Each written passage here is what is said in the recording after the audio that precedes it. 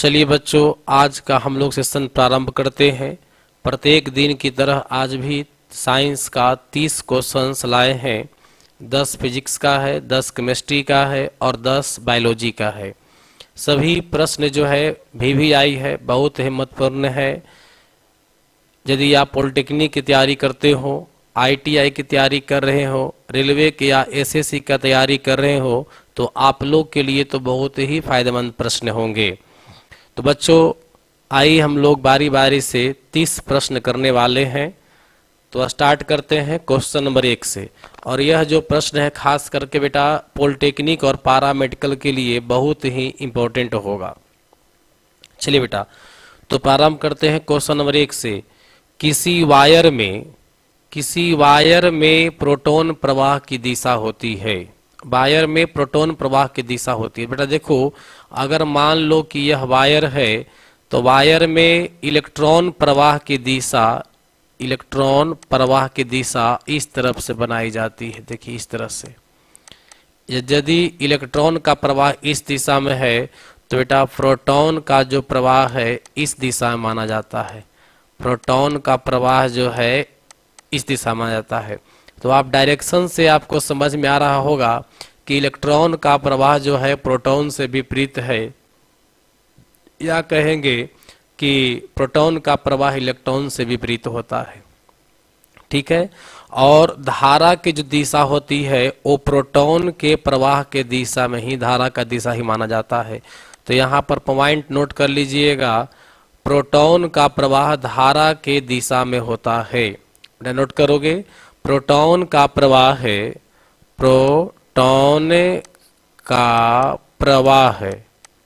Proton का प्रवाह है धारा धारा की दिशा में होती है। धारा के दिशा में होती है। नोट कर लिए। चलिए बेटा, दूसरा पॉइंट नोट करिएगा आप लोग। दूसरा पॉइंट नोट करिएगा इसमें इलेक्ट्रॉन की। तो इलेक्ट्रॉन, प्रोटॉन का प्रवाह है ना, तो इलेक्ट्रॉन का प्रवाह लिखिए। इलेक्ट्रॉन का प्रवाह है, देखिए, धारा के विपरीत दिशा में, धारा के विपरीत दिशा में होती है। धारा के विपरीत दिशा में होती है। बहुत VVI पॉइंट है, इसको नोट कर लिया आप लोग।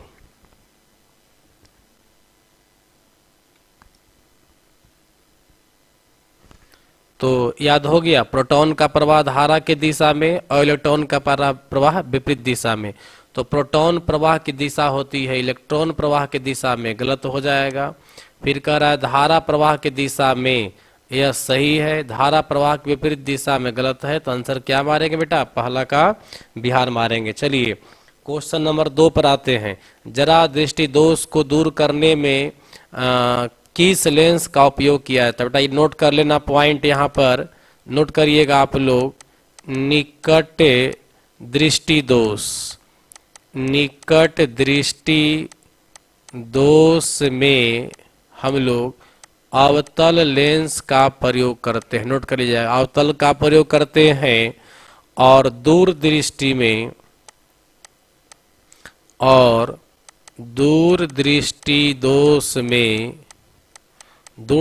दोष में उत्तल का प्रयोग करते हैं।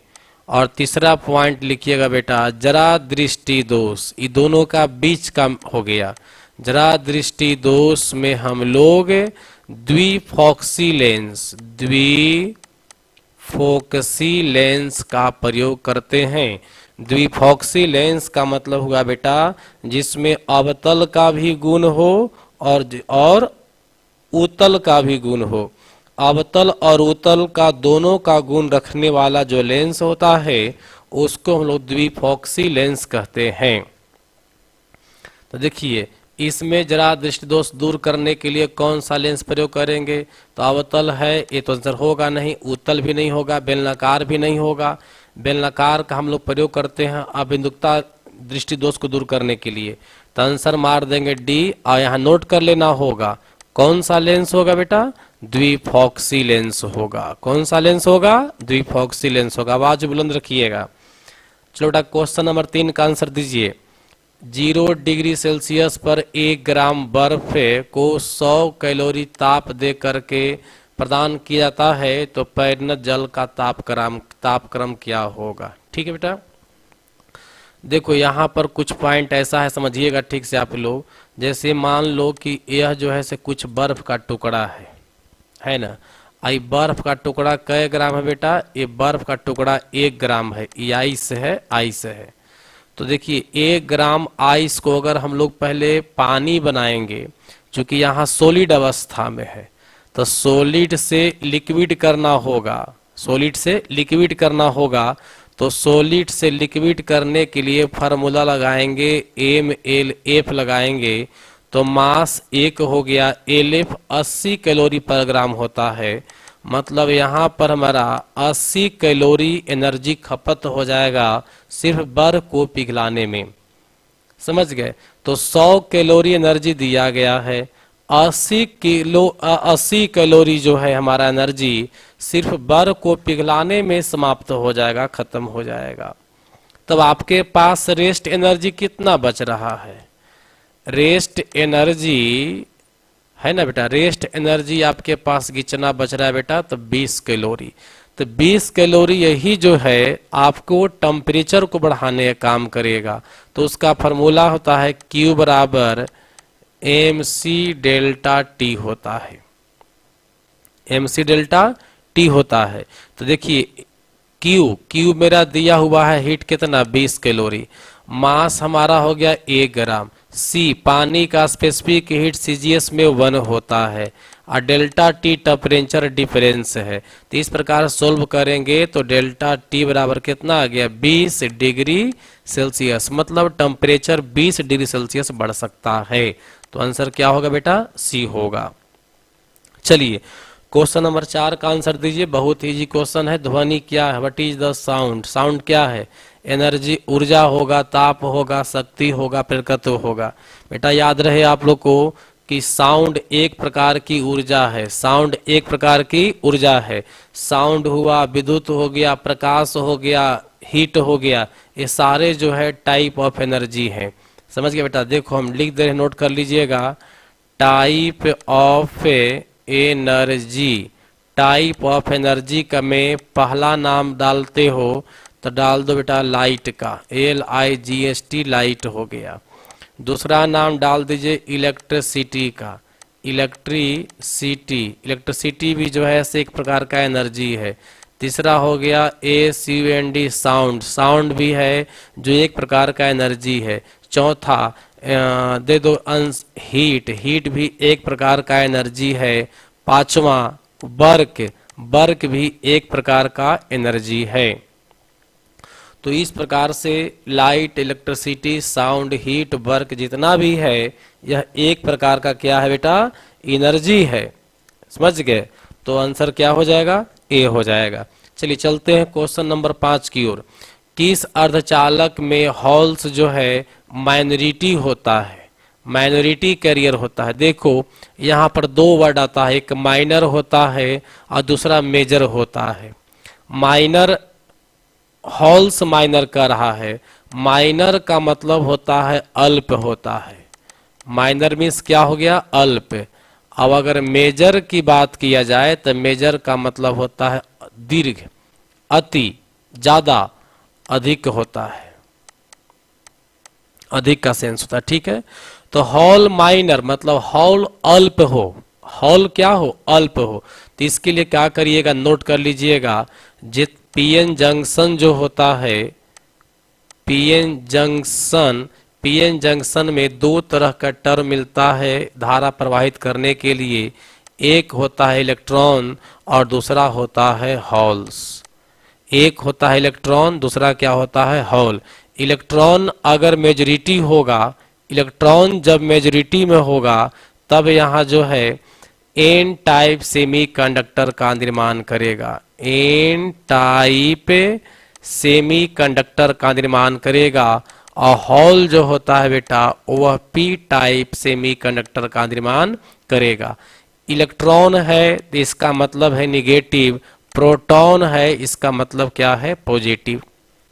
देखिए तो यहां पर ये ध्यान देना है कि देखिए क्या होता है, इलेक्ट्रॉन में नेन टाइप सेमीकंडक्टर है तो इलेक्ट्रॉन मेजर होगा, इलेक्ट्रॉन क्या होगा, मेजर होगा, और हॉल जो है माइनर होगा। तो हम लिख सकते हैं यहां पर कि एन टाइप सेमीकंडक्टर में इलेक्ट्रॉन जो होगा, इलेक्ट्रॉन क्या होगा बेटा, इलेक्ट्रॉन जो होगा वह मेजर होगा, क्या होगा, मेजर होगा, और हॉल्स जो होगा वह माइनर होगा, क्या होगा बेटा, माइनर होगा। जबकि यही बात अगर बात करें हम लोग पी टाइप सेमीकंडक्टर में, पी टाइप सेमीकंडक्टर में, तो यहाँ पर हॉल जो है वह मेजर होगा, हॉल क्या होगा, मेजर होगा, और इलेक्ट्रॉन क्या होगा, माइनर होगा। आप सिंपल सी बात समझिए, मान लो एक महिला है और पुरुष है, एक महिला और एक पुरुष है, तो अगर प्रश्न दिया जाए कि मर्दांगनी की जो कैपेसिटी है वो अधिक किसमें है, मर्दांगनी का मतलब होगा टाइट रहना, समझो कि मतलब हर जगह अड़िग रहना है ना, डरना नहीं किसी से, इस सेंस से बोल रहे हैं हम। तो अगर ये बात किया जाए तो पुरुष में अधिक होगा, सब कोई जानते हो, और महिला में कम होगा। ठीक उसी प्रकार से देखो एन टाइप में इलेक्ट्रॉन अधिक होगा, पी टाइप में हॉल अधिक होगा। तो पी टाइप में अधिक, अधिक का मतलब क्या, पी टाइप में अधिक क्या होगा, हॉल होगा, और यहां पर अधिक क्या होगा, इलेक्ट्रॉन होगा। तो एन टाइप में अधिक कौन होगा, इलेक्ट्रॉन, तो एन टाइप में इलेक्ट्रॉन मेजर बन जाएगा, और पी टाइप में हॉल मेजर बन जाएगा। समझ गया बाबू, तो इलेक्ट्रॉन हॉल अब आपस में करस्पॉन्डिंग होगा। N type negative, N type negative that means electron याद रखिएगा, P type positive that means hole याद रखिएगा। क्लियर हो गया। चलिए तो आंसर हम लोग देंगे कि इस अर्धचालक में हॉल माइनॉरिटी होगा, हॉल माइनर, हॉल माइनर है, हॉल माइनर है इसका मतलब कि मेजर कौन होगा, इलेक्ट्रॉन होगा। देखिए हॉल माइनर, ये हम देखो हॉल माइनर है तो इलेक्ट्रॉन मेजर होगा, तो इलेक्ट्रॉन मेजर किस में होता है बाबू, एन टाइप में कि पी टाइप में, एन टाइप में। तो आंसर क्या मार देंगे, बिहार मार देंगे, क्या मारेंगे, बिहार मार देंगे। क्लियर हो गया। चलिए अब चलते हैं क्वेश्चन नंबर 6 में, नेत्रदान में किस भाग को दान किया जाता है। नेत्र भाग में लोग दान करते हैं किसको बेटा, कर्निया को। कर्निया क्या है देख लीजिए, आंख में जो सामने से ब्लैक रंग का दिखता है चक्र आपको इस प्रकार से, इस प्रकार से जो ब्लैक दिखता है ना, यही आपकी कॉर्निया है, यही जैसे क्या बेटा, कॉर्निया है, कॉर्निया हो गया। कॉर्निया को नेत्रदान में कॉर्निया को ही दान करते हैं व्यक्ति के मरने के 6 घंटा के भीतर, बाकी मौसम पर डिपेंड करेगा, 6 घंटा के अंदर उसको बॉडी से निकाल लेना होगा। क्लियर हो गया। और अगर लेंस की बात करें तो लेंस कौन सा लेंस होता है हमारे बॉडी में, उत्तल लेंस होता है। रेटिना क्या होता है, तो रेटिना प्रतिबिंब बनाता है, रेटिना क्या बनाता है, प्रतिबिंब, दैट मीन्स यह पर्दा का काम करता है। क्लियर क्या बेटा। तो नेत्रदान में किसको दान करेंगे, तो कॉर्निया को दान करेंगे, आंसर ये होगा। चलिए क्वेश्चन नंबर 7 देखिए, एक पदार्थ का सीधा ठोस है, ठोस है, वाष्प अवस्था में परिवर्तन होना क्या कहलाता है। एक पदार्थ है जो डायरेक्ट ठोस, देखो किसी भी सॉलिड पदार्थ को पहले हीट करोगे तो बेटा वह क्या बनता है पता है, पहले वह लिक्विड बनता है, लिक्विड बनने के बाद फिर उसको हीट करेंगे तो क्या बन जाएगा, गैस बन जाएगा। लेकिन कुछ ऐसे भी स्टेट है जो डायरेक्ट सॉलिड से गैस बन जाता है, तो इसी को हम लोग बोलते हैं ऊर्ध्वपातन। क्या बोलते हैं, ऊर्ध्वपातन, सब्लिमेशन। तो ये ऊर्ध्वपातन जो हो गया डायरेक्ट सॉलिड से गैस बनाता है, जैसा कि उदाहरण है बेटा कपूर का, नेफ्थलीन का है। तो कपूर वगैरह को अगर गर्म करिएगा तो पानी नहीं बनेगा, डायरेक्ट गैस बन जाता है कपूर। कहीं कपूर जलाए घर में, शाम के टाइम में कपूर जलाते हैं ना, वही कपूर, कपूर बिल्कुल ठोस अवस्था में होता है, उसको गर्म करोगे तो लिक्विड नहीं बनेगा और डायरेक्ट गैस बन जाता है। समझ गए। इसी क्रिया को हम लोग क्या बोलते हैं, ऊर्ध्वपातन, सब्लिमेशन बोलते हैं। अब चलते हैं बेटा क्वेश्चन नंबर 8 की ओर। एक कार 40 मीटर प्रति सेकंड की चाल से चलना प्रारंभ करती है, 2 मीटर प्रति सेकंड स्क्वायर की एक समान त्वरण चलती है, तो बताएं कि 2 मिनट में उसकी चाल क्या होगी। बहुत अच्छा क्वेश्चन बेटा। देखिए सबसे पहले आप यहाँ नोट कर लीजिए कि प्रारंभिक चाल u जो है 40 मीटर पर सेकंड है। एक्सेलरेशन जो है इसका 2 मीटर पर सेकंड स्क्वायर, जो दिया उसको नोट करो पहले। टाइम दिया हुआ है 2 मिनट, तो इसको चेंज कर लीजिएगा तो 120 सेकंड हो जाएगा। ठीक है, ठीक है बेटा। अब निकालना क्या, वेलोसिटी। तो गति का 3 फॉर्मूला याद रखिएगा, v बराबर u प्लस ए टी, और दूसरा होता है s बराबर U T plus half A T square, और तीसरा होता है बेटा v स्क्वायर बराबर u स्क्वायर प्लस 2as होता है। ठीक है, तो अब देखो यहाँ, अब इस तीनों में कौन सा फॉर्मूला लागू हो रहा है, यू ए टी भी 4 टर्म दिया हुआ है। अगर आप 1 नंबर तो है लागू हो रहा है, 1 नंबर लागू होगा, लेकिन थोड़ा समझो 2 नंबर लागू क्यों नहीं होगा, क्योंकि 2 नंबर में दूरी है, इसमें दूरी कहीं जिक्र नहीं है। 3 नंबर में भी दूरी है, इसमें जिक्र नहीं है, इसलिए न 2 लगेगा न 3 लगेगा, लगेगा 1। भी बराबर यू प्लस ए टी, तो यू हमारा 40 दिया हुआ, ए हमारा 2 है, और टी हमारा कितना बेटा 120 है। समझ रहे हैं। तो इस प्रकार से हो गया हमारा, कितना हो गया, ए हो गया 12 दूनी कितना 24, 12 दूनी 24, ये ऐसे गुना कर दो ना, 4 दूनी 8, 80 गुने 120, तो 12 टी कितना 96, 96 पर 20 मीटर पर सेकंड हो जाएगा। तो इस प्रकार से आंसर हमारा क्या बन जाएगा, 9600 मीटर पर सेकेंड, जो कि ऑप्शन में नहीं है। इसीलिए बेटा क्या आंसर मारिएगा, डी मारिएगा, नन ऑफ दीज। क्या आपको समझ में आया। ये जो गति का फॉर्मूला लिखे हम गैलीलियो ने दिए थे, और गति का नियम न्यूटन दिए थे, ये तीनों समीकरण को बेटा याद रखिएगा हर हाल में। ठीक है, चलिए अब चलते हैं क्वेश्चन नंबर 9 की ओर। 9 नंबर क्वेश्चन का जवाब दीजिए। जब जल को 0 डिग्री सेल्सियस से 100 डिग्री तक गर्म किया जाता है, जल का आयतन क्या होगा। राइट, सबसे पहले चलो आंसर खोजो तुम लोग। देखो एक डायग्राम बना दे रहे हैं हम, है ना। ए हो गया आपका 0 डिग्री सेल्सियस, ए हो गया 1 डिग्री सेल्सियस, यह हो गया 2 डिग्री सेल्सियस, यहाँ हो गया 3 डिग्री सेल्सियस, और यहाँ हो गया 4 डिग्री सेल्सियस, और यहाँ हो गया 5 डिग्री सेल्सियस। ऐसे ही आगे बढ़ते चला जाएगा। अब इधर हो जाएगा बेटा -1 डिग्री, -2 डिग्री सेल्सियस हो गया। याद रहे बेटा 4 डिग्री सेल्सियस बाउंड्री लिमिट का काम करेगा। 4 डिग्री पर क्या पूछ रहा, आयतन पूछ रहा है, तो याद रखिएगा आयतन नहीं जेकर के डेंसिटी देखो पहले। डेंसिटी जो होता है वो मैक्सिमम होता है कै डिग्री पर, 4 डिग्री पर, और हमारा वॉल्यूम जो होता है वो मिनिमम होता है।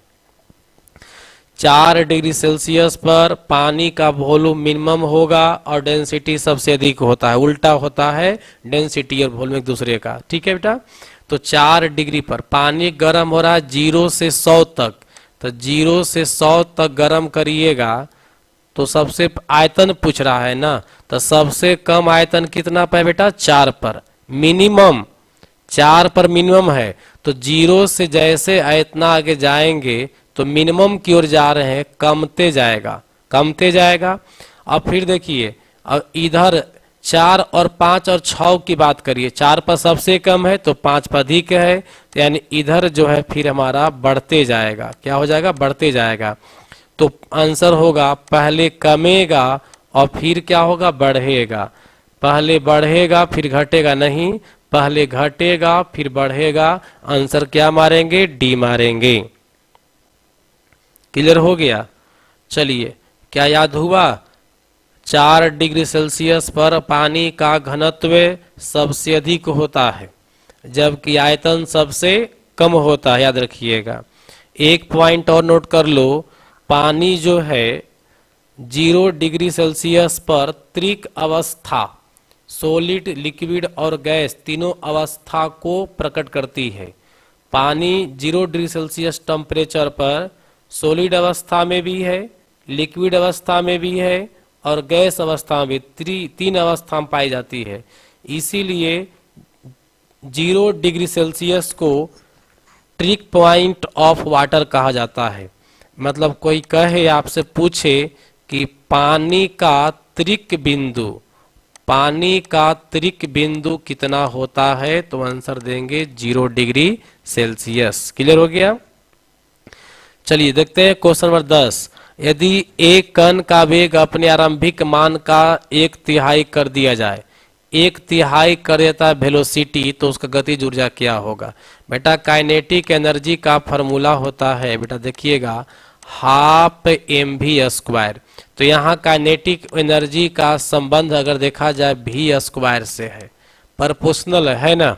तो यहाँ पर वेग को अगर हम 1/3 करते हैं, 1/3 करेंगे तो यह 1/, कितना हो जाएगा? 9 हो जाएगा। चूंकि स्क्वायर है तो 1/9 आंसर क्या मारेंगे? बिहार मारेंगे। केवल तिगुना कहता, काइनेटिक एनर्जी प्रोपोर्शनल क्या होता है? v²। तिगुना कहता तो तिगुना का स्क्वायर करके 9 कहते, लेकिन ये तो तिहाई कह रहा है, 1/3 कह रहा है, इसलिए आंसर हो जाएगा, इसलिए आंसर क्या हो जाएगा बेटा? 1/9 हो जाएगा। चलिए अब चलते हैं क्वेश्चन नंबर 11 की ओर। केमिस्ट्री में आ गए हम लोग। अब किसी परमाणु का परमाणु भार 36 है, किसी परमाणु का परमाणु भार कितना है? 36 है। तो जब परमाणु भार बेटा 36 है और परमाणु संख्या 20 है, तो उस परमाणु में न्यूट्रॉन की संख्या किसके बराबर हो? न्यूट्रॉन निकालना है। तो कई बार आपको डिस्कस किए हैं कि भार बराबर होता है प्रोटॉन प्लस न्यूट्रॉन, ठीक है। और परमाणु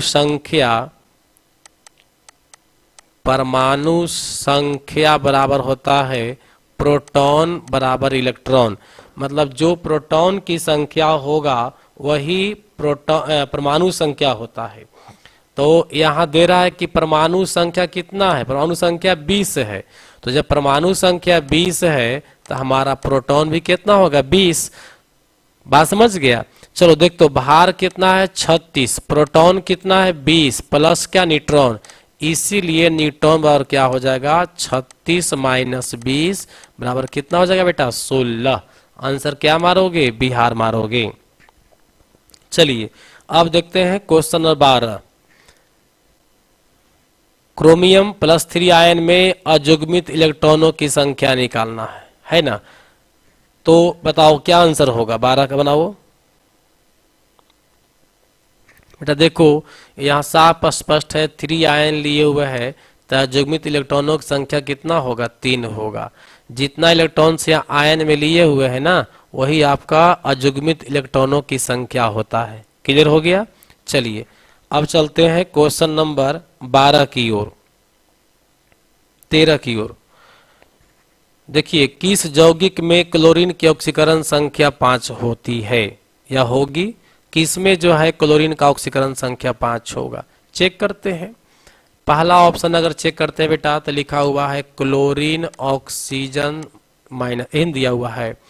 तो क्या बताए थे कि क्लोरीन का निकालना है ना, तो क्लोरीन का X मान लो, और ऑक्सीजन का एक ऑक्सीजन का 2 होता है। इसको ऊपर नहीं लिखो, घबरा जाएगा। एक ऑक्सीजन क्लोरीन का X मान लिए प्लस एक ऑक्सीजन का -2, तो 3 का क्या हो जाएगा? -6 हो जाएगा। ठीक है। अब बराबर में टोटल चार्ज होता है। तो देखो यहाँ क्लोरेट पर चार्ज कितना? -1 दिया हुआ है, मतलब चार्ज कितना है? -1 चार्ज हो गया। ठीक है। हालांकि देखो अगर कोई पूछे कि सोडियम क्लोराइड का अगर में से किसी निकालने की बात करें सोडियम का, तो यहाँ पर ऐसे निकालिएगा X +-1 बराबर 0 होगा। यहाँ पर चार्ज ये कंपाउंड है, किसी भी कंपाउंड पर चार्ज या ऑक्सीकरण संख्या 0 होता है, लेकिन ये कंपाउंड नहीं है, आयंस है, तो चार्ज कितना है? -1, तो -1 देना पड़ेगा यहाँ। तो देखो तो बेटा X बराबर क्या हो जाएगा? समझ में आ रहा है? ये माइनस ऊपर जाएगा प्लस में हो जाएगा, तो 6 - 1 यानी कितना बचेगा? 5। तो आंसर हमारा A हो जाएगा पहल के में। क्लियर हो गया? चलो एक दूसरा का भी चेक करके दिखला दे रहे हैं ताकि मन में सीखने के आपको ये हो जाए। देखिए ClO- माइनस नहीं दिया हुआ, A दिया हुआ है ना, तो कैसे निकालेंगे? क्लोरीन का मान लिए X, अब प्लस हो जाएगा -2 हो जाएगा। एक ऑक्सीजन है अब बराबर क्या हो जाएगा -1। तो एक से -2 बराबर -1, तो कितना हो जाएगा, x बराबर 2 - 1 यानी कितना 1 हो जाएगा। क्लियर हो गया। चलिए, तो 13 का आंसर ए कन्फर्म हो गया, बाकी आप चेक करके देख लीजिएगा। अब चलते बेटा क्वेश्चन नंबर 14 की ओर। निम्न में किस किस वर्ग आवर्त में 18 तत्व है, मतलब 18 एलिमेंट किस में है ना। देखिए पहला आवर्त में 2 एलिमेंट है, दूसरा में और तीसरा में दोनों में 8 गो है, 4 नंबर और 5 नंबर ये दोनों में 18 गो है, 6 नंबर में 32 है, 7 नंबर में 32 से कम है, अभी 32 से कम। तो बेटा क्या आंसर बनेगा, देख लो मिला के देखो अब। हाँ मिलाओ ना, 18 पूछ रहा है ना, तो चतुर्थ और पंच हो जाएगा। तो आंसर क्या मारेंगे, बिहार मारेंगे। इसको नोट कर लीजिए बेटा। पहला आवर्त में दो एलिमेंट है, 2 3 में 8 8 है, 4 5 में 18 18 है, 6 7 में 32 32 है, लेकिन 7 में थोड़ा सा इनकम्प्लीट है, अभी कुछ बाकी है, लेकिन कुछ दिन के बाद ये भी 32 32 हो जाएगा। चलिए अब देखते हैं क्वेश्चन 15। द्रवित petroleum LPG liquefied petroleum gas में किसका मिश्रण होगा, किसका मिश्रण होगा। बेटा देखिए एलपीजी जो मिश्रण होता है वो होता है नॉर्मल ब्यूटेन का और आइसोब्यूटेन का। ब्यूटेन का फार्मूला क्या होगा, कार्बन 4 हाइड्रोजन 10 होगा। तो आंसर क्या मार देंगे, बिहार मार देंगे। नॉर्मल ब्यूटेन और आइसो ब्यूटेन होता है। बहुत प्रचलित क्वेश्चन है, एकदम VVI है, इसको एकदम याद कर जाइएगा। चलिए देखते हैं क्वेश्चन नंबर 16। आवर्त सारणी के समूह 1 समूह 7 दोनों में परमाणु संख्या बढ़ने के साथ साथ क्या होगा। देखो याद रखो, चाहे वर्ग हो या आवर्त हो, ये दोनों ही कंडीशन में परमाणु संख्या बढ़ने से, परमाणु संख्या बढ़, चाहे कोई भी आवर्त का कोई भी वर्ग का हो, परमाणु संख्या बढ़ने से रेडियस जो होगा, परमाणु का रेडियस कहिए, परमाणु का डायमीटर कहिए या परमाणु का आकार साइज कहिए, बढ़ जाता है। क्या होता है बेटा, बढ़ जाता है। नोट कर लेना, चाहे किसी भी वर्ग की बात करो, 1 3 7 का ही नहीं, किसी भी वर्ग में अगर परमाणु संख्या बढ़ता है, किसी भी आवर्त में परमाणु संख्या बढ़ता है, तो हर हाल में परमाणु की त्रिज्या, परमाणु की व्यास या परमाणु की साइज क्या होगा, बढ़ेगा। तो हम आंसर क्या मारेंगे, परमाणु त्रिज्या बढ़ जाएगी। क्या होगा, परमाणु त्रिज्या क्या हो जाएगा, बढ़ जाएगा। और एक बात याद रखना बाबू, संयोजकता या संयोजी इलेक्ट्रॉन सब में सेम होता है, सब में क्या होता है, सेम होता है। चलिए मतलब एक वर्ग में सेम होगा। अब चलते हैं क्वेश्चन नंबर 17। कांच क्या है, कांच है, कांच जो है बेटा अति शीतल द्रव है, मतलब वेरी कोल्डेड लिक्विड है। और कांच देखो देखने में और अनुभव में लगता है कि सॉलिड है, लेकिन कांच को सॉलिड का दर्जा नहीं दिया गया है, बल्कि अति शीतलित द्रव का दर्जा दिया गया है। Question number 18। हाइड्रोकार्बन के ऑक्सीकरण का अंतिम उत्पाद क्या होगा। किसी भी हाइड्रोकार्बन का, चाहे मीथेन हो, इथेन हो, प्रोपेन हो, इथीन हो, इथाइन हो, कुछ भी हो, हाइड्रोकार्बन का अगर ऑक्सीकरण कराइएगा, उसको जलाते हैं, तो अंतिम अवस्था में अंतिम अवस्था में पानी और कार्बन डाइऑक्साइड गैस प्राप्त होगा। समझ गया। जैसे आप अभी हम एलपीजी गैस की बात कर रहे हैं, उसको जलाओ, किसी पेट्रोलियम को जलाओ, तो हर हाल में CO2 गैस निकलेगा, है ना, और जल की भी कुछ मात्रा निकलती है। तो हाइड्रोकार्बन का ऑक्सीकरण का अंतिम अवस्था क्या होगा, ऑक्सीकरण मीन्स क्या, दहन। ऑक्सीकरण का मतलब क्या हो गया बेटा, दहन करने पर जल और CO2 गैस का उत्पन्न होता है। चलिए अब देखते हैं क्वेश्चन नंबर 19। 0.5 मोलर विलयन बनाने के लिए 1 लीटर जल में कितना सोडियम हाइड्रोक्साइड मिलाना चाहिए। देखिए बेटा, सोडियम हाइड्रोक्साइड, सोडियम का वेट 23 हो गया, प्लस ऑक्सीजन का 16 हो गया, प्लस हाइड्रोजन का 1 40 हो जाएगा ना। हाँ 40 हो जाएगा। तो देखिए अगर 40 ग्राम 1 मोल मिलाते हैं, 1 मोल मतलब कितना, 40 ग्राम NaOH मिलाते हैं तो मोलर कैपेसिटी कितना आया, 1 आया, 1 आया ना। सोचिए कि जब हम लोग कह सकते वैसे कि 1 मोल है तब कितना है, 40 ग्राम है, तो कह रहा है 0.5 मोल कह रहा है ना जी। देखो यहाँ पर आधा, तब कितना ग्राम चाहिए बेटा, 20 ग्राम। आंसर क्या मारेंगे, सी मारेंगे। नहीं समझ में आया, फिर से देखो, सोडियम हाइड्रोक्साइड का वेट कितना हो गया, 40 ग्राम हो गया, तो 40 ग्राम में कै मोल बना रहा है बेटा, 1 मोल बना रहा है ना। तो आपको कह रहा है कि 0.5 मोल कितना पर होगा, तो भाई 20 ग्राम पर होगा। एक आके विधि से बना सकते हैं। आंसर क्या मारेंगे, सी मारेंगे। अब देखेंगे केमिस्ट्री का अंतिम क्वेश्चन। किसी तत्व की परमाणु संख्या 20 है तो इसकी वैलेंसी क्या होगी। देखो बेटा 20 है तो हमको तो ऐसे पता है कि वैलेंस इलेक्ट्रॉन 2 होगा और वैलेंसी भी 2 होगा, लेकिन आपको समझना है निकालने के लिए ना, तो सीखिए। सबसे पहले 20 इलेक्ट्रॉन को बांट दो, तो 1s2, 2s2, 2p6, 3s2, 3s2, 3p6 और 4s2, शायद 20 हो गया होगा, 20 हो गया ना। 3s2 यहाँ हो जाएगा। हाँ देखिए 2 2 4 4 4 10 10 2 12 12 6 18 2 20 हो गया, तो 20 पूरा हो गया, बट गया। अब देखिए सबसे अंतिम कक्षा को अलग कर दीजिए, सबसे जो अंतिम कक्षा है इसको अलग कर दीजिए। तो अंतिम में कै गो इलेक्ट्रॉन है, 2 है, तो अंतिम वाले को ही बोलते हैं वैलेंस इलेक्ट्रॉन। तो वैलेंस इलेक्ट्रॉन कितना हो गया बेटा, 2 हो गया। तो आपको कई बार हम डिस्कस किए हैं कि वैलेंस इलेक्ट्रॉन 1 से 8 तक होता है, 1 2 3 4 5 6 7 8।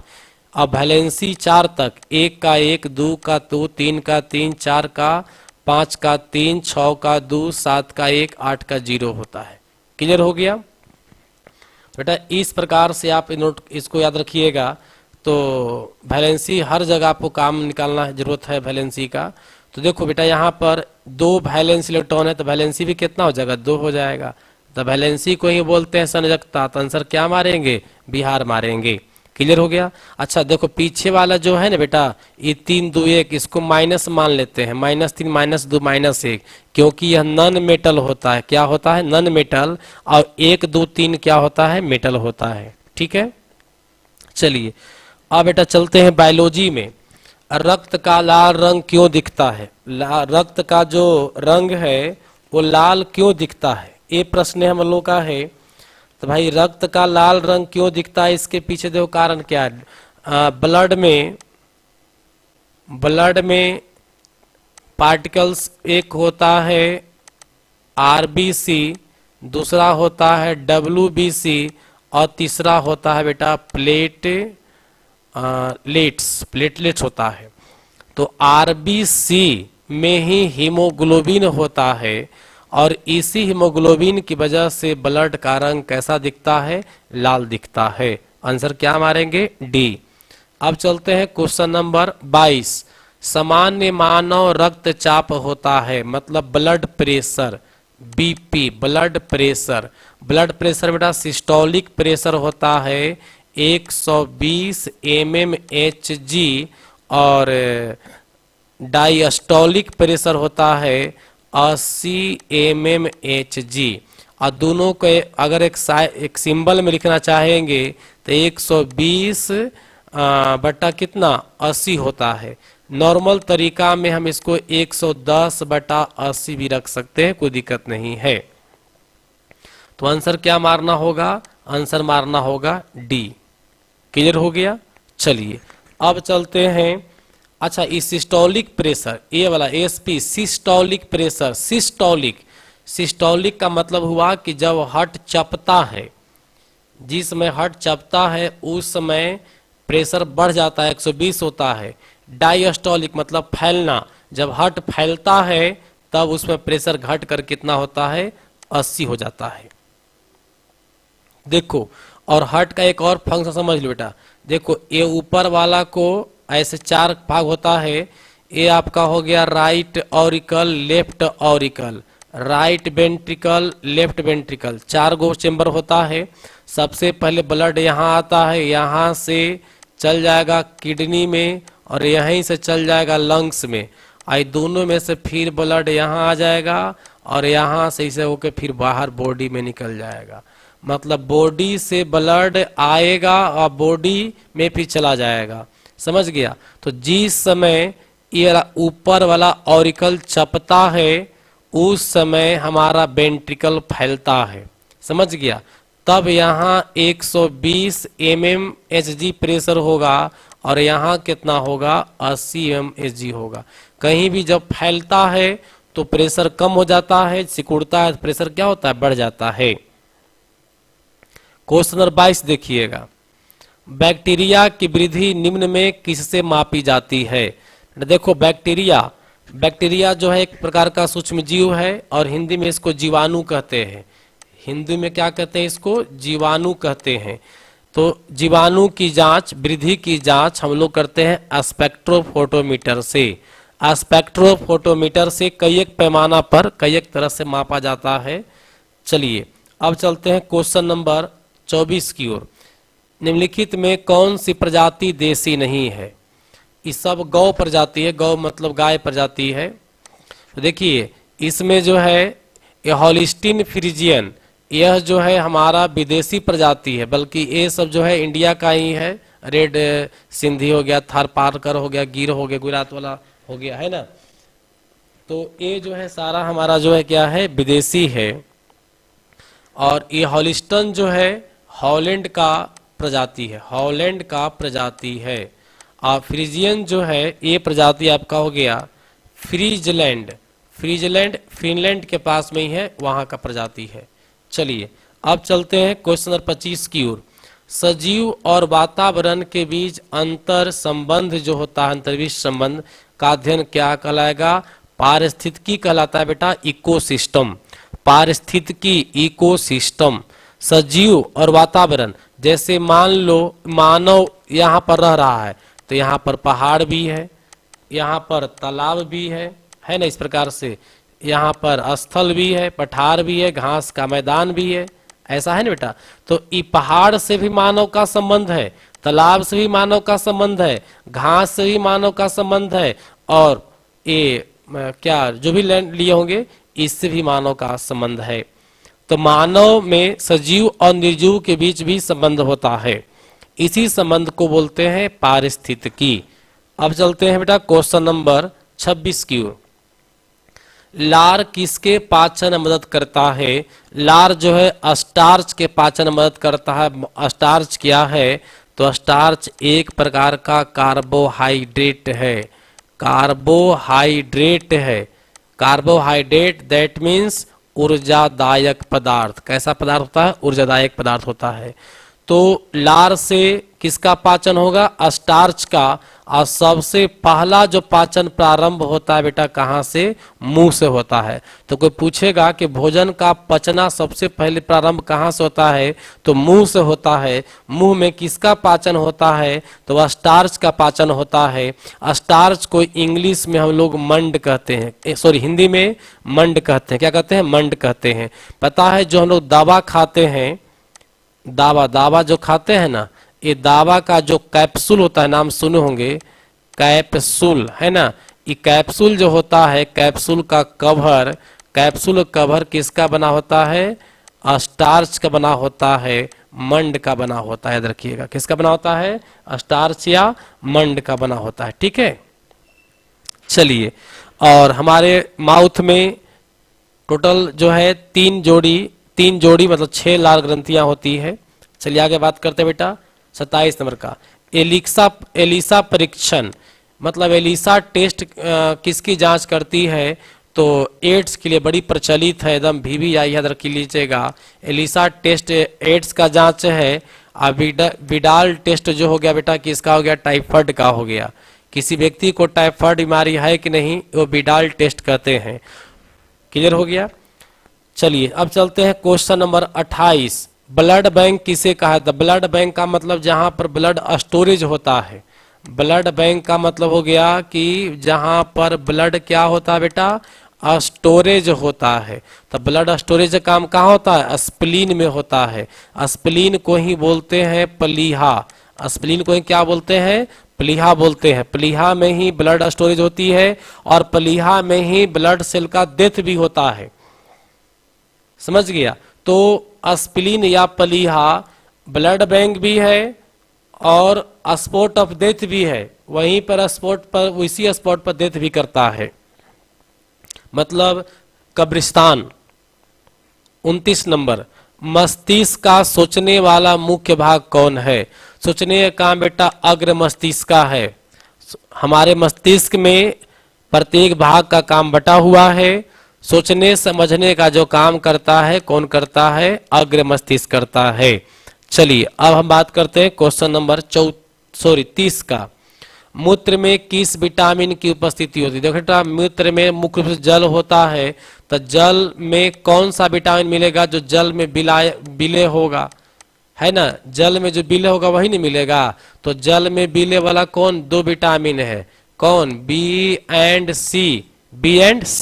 इसीलिए मूत्र में कौन मिलेगा, both vitamin B and C. Clear हो गया बेटा। तो आज का क्लास यहीं पर स्टॉप करेंगे, फिर हम लोग मिलेंगे अगली क्लास में।